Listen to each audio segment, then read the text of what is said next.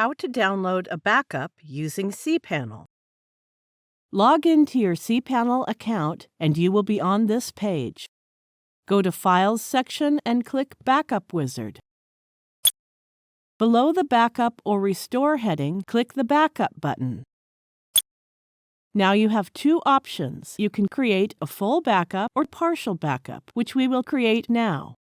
Let's create a backup of home directory only. Click the Home Directory button.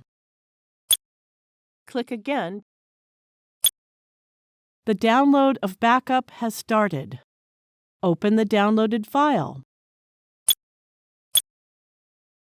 Now you can see the downloaded backup data on your system.